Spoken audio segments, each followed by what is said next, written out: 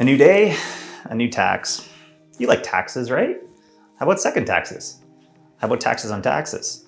Oh, those didn't have the intended effects and instead led to easily foreseeable and avoidable unintended consequences? Well, a tax should fix that.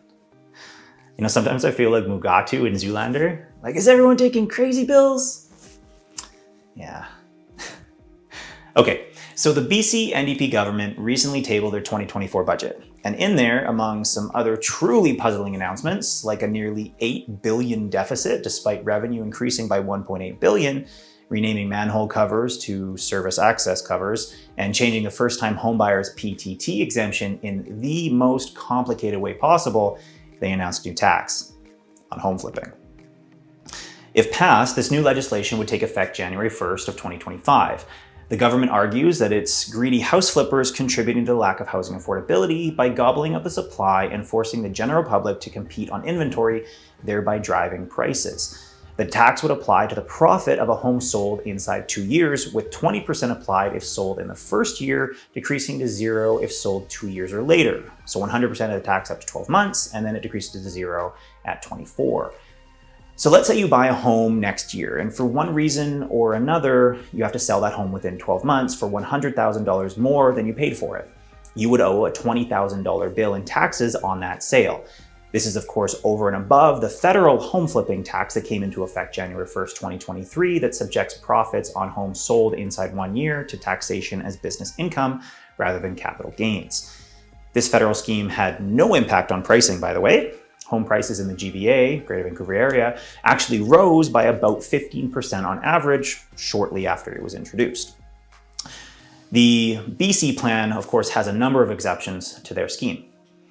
I contend that this will not increase affordability and will have a number of unintended consequences, including increasing prices in the short term and reducing consumer choice overall. First, let's discuss the purpose of a tax in broad terms. Taxes are a mandatory contribution levied on individuals or corporations by a government entity to fund that entity, the government. In the context of housing, a specific type of tax can be used as an economic mechanism that applies pressure to a consumer to disincentivize a particular action. In this case, it disincentivizes selling a home inside 2 years. Now, this is important because it doesn't necessarily disincentivize the purchase, only the sale. BC NDP Premier David Eby admits it's not a cure-all, saying the flipping tax is not a silver bullet.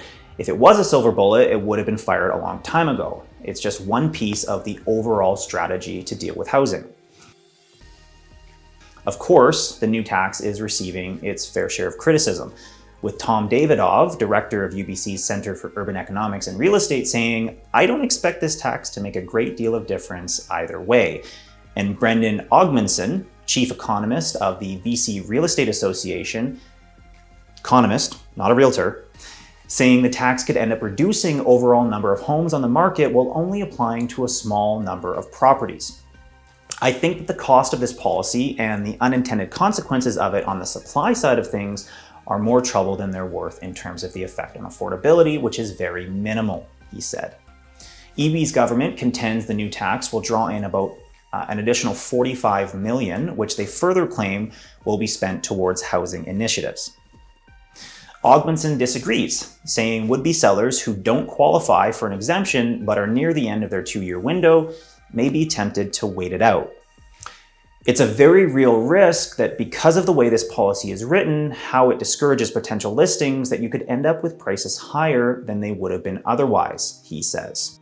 He went further, predicting this new tax will actually cost the government upwards of $20 million, thanks to owners holding off selling their homes, thereby reducing property transfer tax revenue coupled with the increased administration costs of running the program. You know, I tend to agree with him for the most part. Homes sold inside of 2 years represent only about 10% of overall sales. And with the long list of proposed exemptions, it's going to have a pretty limited scope, but it adds unnecessary complexity to an already overly complex process. And I believe that anything that limits choice in the marketplace without very clear positives is probably not worth the squeeze. It doesn't preclude investors from buying units, say pre-sales, and then renting them out until the 2-year period ends before selling them. It's also going to reduce options for buyers. A recent study in the Wall Street Journal found that 77% of buyers only want turnkey properties. They don't have the money, time, or skills to fix up a home. This will impact the folks that do. Like it or not, the renovators bring a valuable service to the marketplace. They take rundown, oftentimes unlivable homes and renew them into turnkey homes. This tax will further disincentivize this practice. On the flip side, if you have a home in need of repair, your potential buyer pool will be shrunk.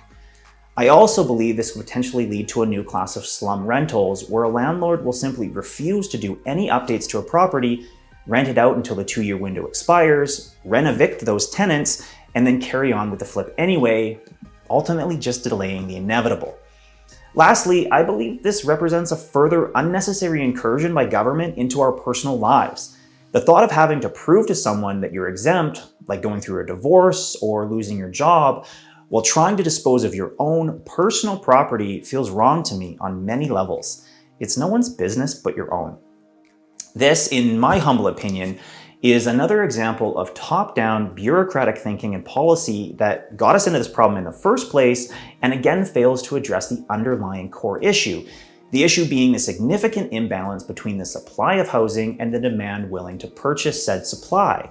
At present, the permitting process on even a basic single-family home in the Greater Vancouver area takes upwards of 18 months. This was only a few weeks 2 decades ago. And I have yet to hear an acceptable argument for this 20-fold increase. Rather than doubling down on further restricting the marketplace and its ability to self-regulate and find equilibrium, we need to allow the invisible hand to do what it does best. If you're unfamiliar, look up Adam Smith's The Wealth of Nations. It's a great read. Look, at the core of it, we have too many people for the number of homes. Restricting the ability to freely trade doesn't increase the number of homes or reduce the number of people needing homes. It definitely gives politicians something to do, though. But that's just my opinion. I'd love to hear yours. What did I get wrong? Anything you'd like me to elaborate on? The more dialogue we have on these complicated and sensitive topics, I believe the better we'll be able to come up with real, tangible solutions. So fire away. And if you're looking to discuss all things Fraser Valley real estate, whether that's buying, selling, or investing, I'm here to help you accomplish your real estate goals. I hope you have an amazing day.